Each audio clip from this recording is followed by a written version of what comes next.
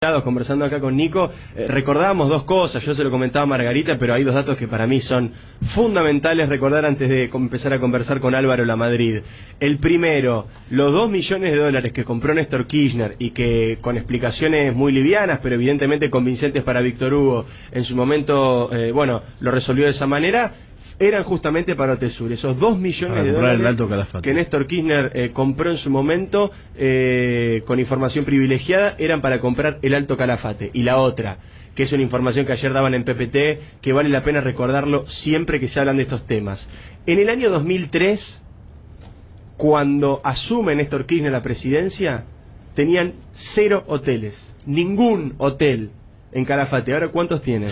Tienen 4, 3 en Calafate, declarados, 3 en Calafate y 1 en el Chaltén. Es muy impresionante, uno lo dice, tienen 3 hoteles. Ahora, cuando vas a Calafate, ves Calafate, que sigue siendo, a pesar del crecimiento, sigue siendo una ciudad muy pequeña, y ves los 3 hoteles de Cristina Kirchner, es muy fuerte, porque el Alto Calafate es el hotel más grande que tiene la ciudad. Está cuando llegas está como sobre el cerro, es una vista impresionante, es muy grande, tiene más de 100 habitaciones, spa, gimnasio. La tripulación de Aerolíneas Argentinas para ahí, que eso es un negocio también. ¿Cómo? Y la tripulación de Aerolíneas Argentinas va a los hoteles de los Kirchner. Cuando se estatiza Aerolíneas Argentinas, los Kirchner ya tenían el hotel, y una de las primeras decisiones que se toma en la empresa en la línea de bandera es primero sumar el hotel a Aerolíneas Plus, o sea que conseguías alguna ventaja para ir a dormir ahí.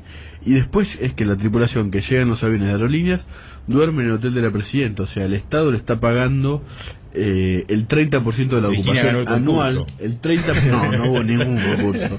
Fue completamente un contrato directo. El 30% de la ocupación anual del hotel es con la tripulación de Aerolíneas que para ahí. Te decía, es muy fuerte estar ahí y ver todos estos hoteles. Increíble. Primero ocupan todas las categorías, porque el Alto Calafate es un 4 estrellas, casi 5, Los Sauces es boutique más caro todavía, y Las Dunas, el lugar en el que estuve parando yo la semana pasada, es muy lindo, tiene una vista muy linda, pero tiene una categoría un poco más baja. Entonces, ¿te trataron bien en los hoteles? Yo había estado durmiendo también con la nata en Los Sauces. Sí, me acuerdo que hubo lío aquel momento. Hubo lío, no en Los Sauces, cuando quisimos ir al Alto Calafate, ahí la verdad que me trataron bien. Lo único que al día siguiente que nos estábamos yendo quisimos hacer lo que se llama el late checkout, que es quedarnos un poco más de tiempo, y nos dijeron que el hotel iba a estar lleno, que nos teníamos que ir. Había 2 personas más. Bueno, pero discúlpame, si a Lázaro le alquilan habitaciones vacías, 2 personas se lleno total. Claro. Imagínate, con la comparación ahí por ahí se confundieron. Habría que mandar cazafantasmas para allá. Está en línea Álvaro Lamadrid, abogado y autor de la denuncia de compra de tierras fiscales a precio vil por parte de los Kirchner, otro negocio impresionante en el sur que también tiene fuertes vinculaciones con Lázaro Báez. Doctor Lamadrid, Diego Leuco lo saluda aquí en el programa de Jorge Lanata. ¿Cómo le va? ¿Qué tal? Buen día, Diego. Un gusto. Igualmente, muchas gracias por atendernos, doctor. Bueno, preguntarle un poco su parecer y además si quiere aportar algo también a esto que estábamos conversando con Nicolás y anteriormente con Margarita Stolbizer, de lo que es este entramado societario y de negocios poco claros que hay alrededor de la familia Kirchner y la familia Báez. Escuchaba el último tramo de la entrevista a Margarita. Yo creo que lo que hay que explicar es que todas estas cosas de las cuales estamos hablando, ¿sí? Los hoteles, la construcción de los hoteles, el lavado de dinero, el intento de justificar sin éxito, digo yo, con falsos ingresos y contabilidad inventada, todo un incremento patrimonial ilícito, todo esto es consecuencia, ¿sí?, de la causa, como decían ustedes recién, que es el apoderamiento de lo público que han llevado adelante los Kirchner en el Calafate. Y comenzó con el apoderamiento voraz, porque la tierra pública fue vorazmente arrebatada, defraudándose al Estado en cerca de 300 millones de dólares que se perdió de ganar si hubiese vendido esas tierras, y obtuvieron los Kirchner y los amigos del poder esa posibilidad de manera delictiva mediante un fabuloso tráfico de influencias y un robo y un saqueo sin precedentes, es decir, utilizando todos los resortes del Estado para garantizarse negocios personales. Todo empieza con la tierra pública. Los Kirchner no tenían propiedades en el Calafate, ¿sí? Se apoderan de la tierra pública, construyen hoteles, empiezan a lavar dinero, los hoteles están vacíos, no les importa, porque lo que se debe explicar de todo esto que es grosero y desopilante, ¿sí? La fiscal de la causa que investiga esa denuncia es la sobrina en ese momento del expresidente fallecido y del actual presidente también denunciada, la fiscal también denunciada, su madre. No me digas que es Romina Mercado. Natalia Mercado. Natalia Mercado. La causa está Que además parada, tenía tierra ella misma, ¿no, Álvaro? Exactamente, ella misma. Se investigaba a sí misma. No pude lograr que la apartaran de la causa. Entonces, todo esto que es grosero, lo que pasa con la justicia servil, domesticada, colonizada por militantes del Frente para la Victoria, como también lo reprodujeron luego a nivel nacional. Y termina en la sanción de este Código Procesal Penal, que es una autoamnistía. Pero digo, ¿cuál es el objetivo de todo esto tan evidente? Porque si tiene algo, lo evidente es que es siempre evidente. Es intentar, como lo he explicado siempre, generar la idea de los Kirchner ricos desde siempre. Y la verdad que los Kirchner han sido muy exitosos en esto. ¿Por qué? Porque la gente, más allá de la corrupción, no duda de algo que también es mentira. Los Kirchner no son ricos desde siempre. Los Kirchner se enriquecieron en la función pública. A ver, doctor Lamadrid, me gusta frenar en este punto.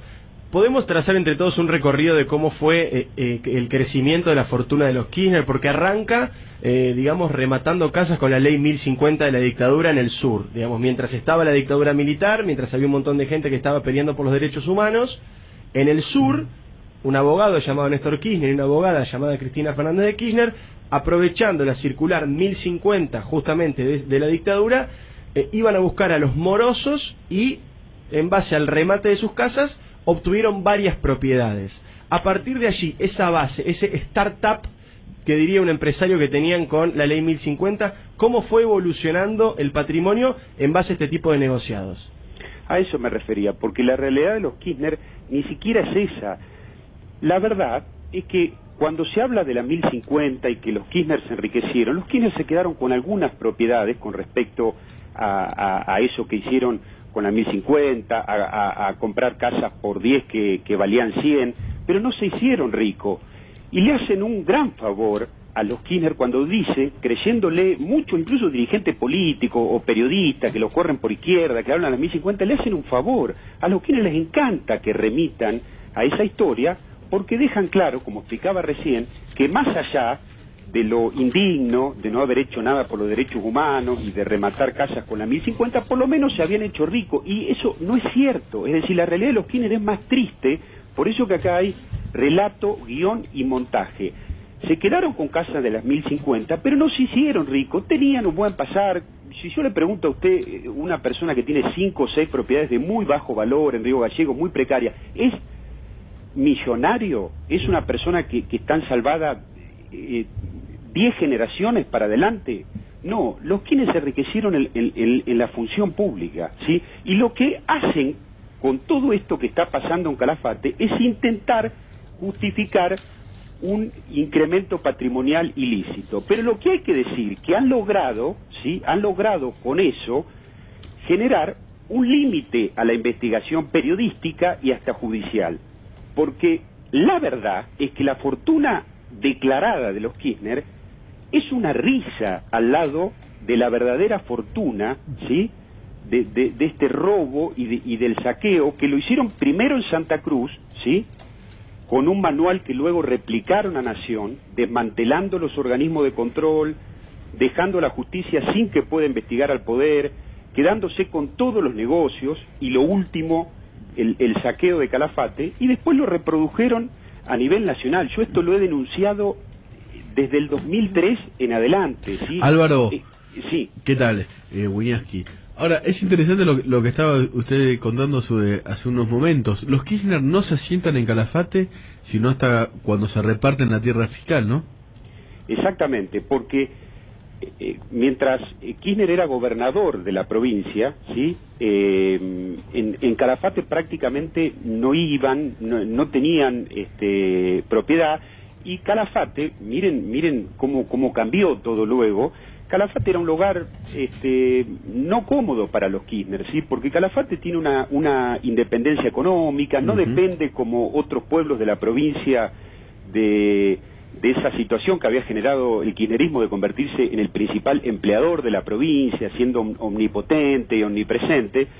Pero bueno, luego desde la llegada de los Kirchner al nivel nacional, se apoderan de Calafate, y la verdad, porque hay que decirlo, yo conozco esa sociedad, conozco la provincia, viví allí 11 años, la gente tiene miedo, el kirchnerismo comete las peores tropelías a plena luz del día y la gente no tiene ningún resorte institucional para repeler esas arbitrariedades. Eso le iba a preguntar, usted fue candidato a intendente de Calafate, hizo esta denuncia espectacular sobre la compra de tierras fiscales y se tuvo que ir de la ciudad. ¿Por qué no sigue viviendo allá? Yo la denuncia la hice en el 2007 cuando fui candidato a intendente, y la verdad, ni siquiera me fui por eso, Nicolás, porque me fui por una cuestión personal. Ya había pasado lo peor, ¿sí? Ya me había puesto en peligro, me habían amenazado, me habían destruido la casa, todo esto que pasa ahora con Mariana Zubi, con Eduardo Costa, ya pasó antes en la provincia, ¿sí? Es una lógica mafiosa y delictiva.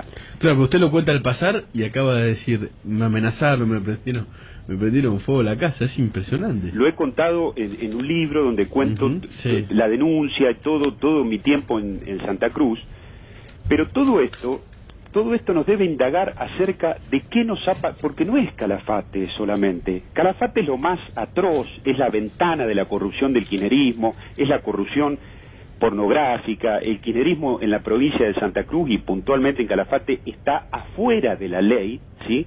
En este momento. Margarita Stolbizer hablaba con razón y la escuchaba con la denuncia que ha formulado con respecto a lo que pasa en la Inspección General de Justicia, pero todo eso es consecuencia de una causa, que es lo que estoy contando. Algo le ha pasado a la sociedad argentina en estos años, desde Anillaco hasta el Calafate, ¿sí? Esto es un tema en el cual todos tenemos que indagarnos. ¿Cuál ha sido en este tiempo la exigencia ciudadana respecto de su gobierno? ¿Qué valores ha sostenido la sociedad argentina en este tiempo? Una anestesia paulatina fue la que fuimos viviendo desde Anillaco hasta esta parte. Doctor Lamadrid, le quiero agradecer muchísimo la comunicación, le mandamos un abrazo. Muchísimas gracias, buenos días. Hasta luego. Era el doctor Álvaro Lamadrid, abogado, autor de la denuncia de compra de tierras fiscales a precio vil por parte de los Kirchner. Bueno, el momento fundacional de la fortuna creada gracias a los cargos públicos que tuvieron en el Poder Ejecutivo Nacional. Esto es lo que nos contaba Álvaro Lamadrid.